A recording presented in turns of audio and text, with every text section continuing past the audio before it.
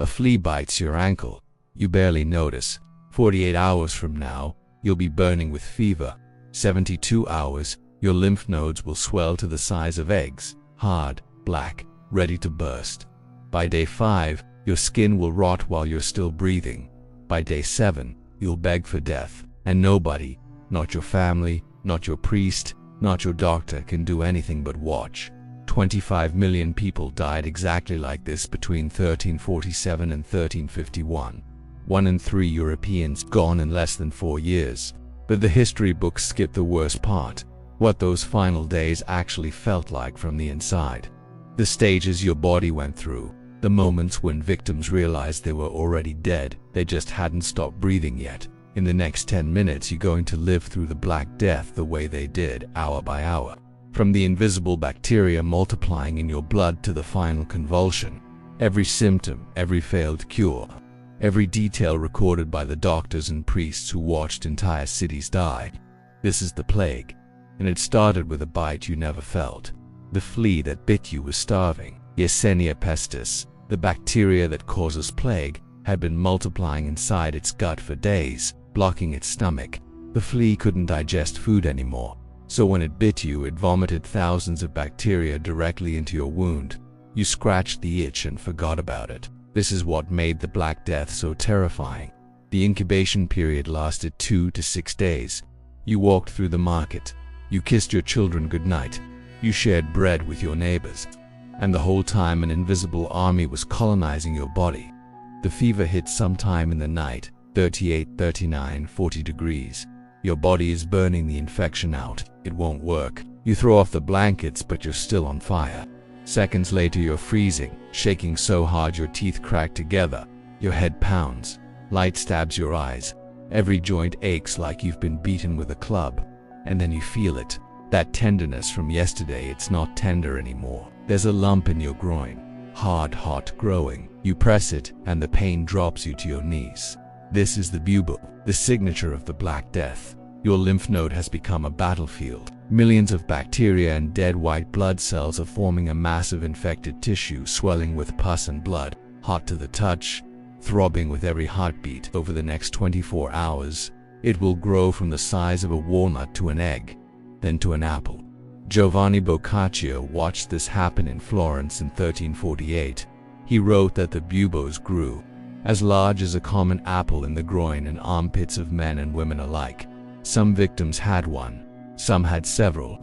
All of them knew what it meant. By hour 60 you can't hide it anymore. Your wife sees you limping. She sees the sweat. She sees the terror in your eyes. She steps back. Everyone in medieval Europe knew the signs, the swelling, the fever, the black spots coming next. She's watched neighbors dragged from their homes. She's seen the death carts, and now it's you. Your family sends for the doctor, if you can afford one. He arrives, wearing robes soaked in vinegar. He presses a cloth of dried herbs against his face: rosemary, juniper, laurel. Physicians believe the plague travels through corrupted air, through the stench of rotting bodies that hangs over every street. The herbs do nothing. He examines your bubo without touching it. He's seen hundreds this month, maybe thousands. He already knows how this ends, but he offers treatment anyway. First, bloodletting. He opens a vein in your arm and drains your blood into a bowl, a pint, sometimes more. The theory is simple. Disease comes from an imbalance of the 4 humors. Drain the bad blood and balance returns. You're already weak from fever. Now you're weaker. Next, he takes a blade and cuts into the bubo itself. Pus and black blood pour out.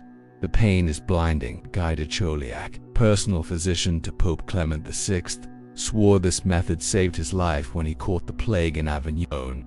For most victims, it just opens another door for infection. If you're wealthy, he gives you crushed emeralds dissolved in water, ground unicorn horn, actually narwhal tusk for those who can pay a fortune. If you're poor, you get a poultice of human feces mixed with tree resin, pressed directly into the wound. None of it works. He knows you know, but doing something feels better than waiting.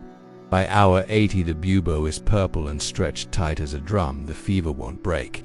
You haven't kept food down in 2 days. And now something new appears on your skin. Black spots. This is the moment medieval physicians stopped trying to save you. They start small, tiny bruises on your arms, your chest, your thighs. You think it's from thrashing in bed. It's not. These are hemorrhages. Your blood vessels are rupturing beneath your skin. The bacteria have escaped your lymph nodes and invaded your bloodstream. Septicemic plague. Yersinia pestis is now attacking every organ simultaneously: liver, spleen, kidneys, lungs. The spots multiply by the hour. They darken from red to purple to black. They merge into patches of dead tissue spreading across your body like ink in water. This is where the Black Death got its name. Medieval physicians called them lenticulae, little lentils scattered across the skin. When they appeared, diagnosis was over. The buboes meant you were probably going to die. The black spots meant you were already. A priest arrives to perform last rites. He speaks quickly. He has 6 more houses to visit tonight. In some cities, so many priests have died that the church now allows confession to laymen, even to women. That's how fast the old world is collapsing. He anoints your forehead with oil and leaves. By day 5, your lungs begin to fill with fluid. You start coughing. At first it's dry. Your chest feels heavy, like a weight pressing down. You struggle to take a full breath. Then the cough turns wet. You hack into your hand and pull it back, covered in pink foam. The plague has reached your lungs. Pneumonic plague, the deadliest form. Bacteria are multiplying in your chest, shredding tissue, filling your lungs with fluid and blood. Every breath is a fight. Every cough sprays thousands of bacteria into the air around you. You've just become a weapon. Bubonic plague needs fleas. Pneumonic plague only needs air.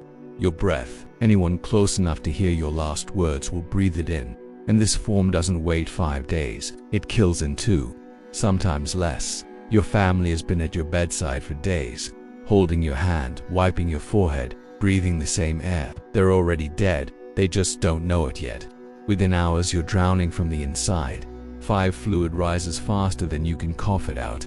Your breathing turns rapid and shallow. Your lips go blue. Your fingertips darken. Ludwig Halogen watched his master Cardinal Colonna die exactly like this in Avignon 1348.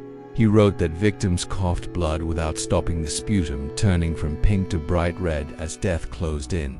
You can't speak anymore. The gurgling in your chest is the only sound. Each breath is shallower than the last.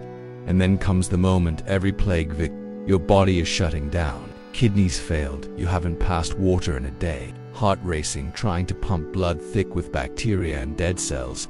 Your fever spikes one last time, then starts dropping. Not because you're healing, because your body has surrendered. The pain fades, the fear fades. Everything fades. Your vision narrows to a point of light. Your family's prayers echo from somewhere far away. Your heart stutters, slows, stops. Most victims died between day 5 and day 7. You lasted 6% in Florence.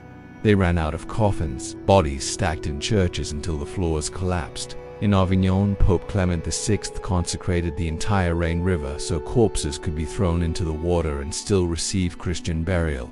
In England, entire villages went silent. Every soul dead within weeks, no one left to bury the last body.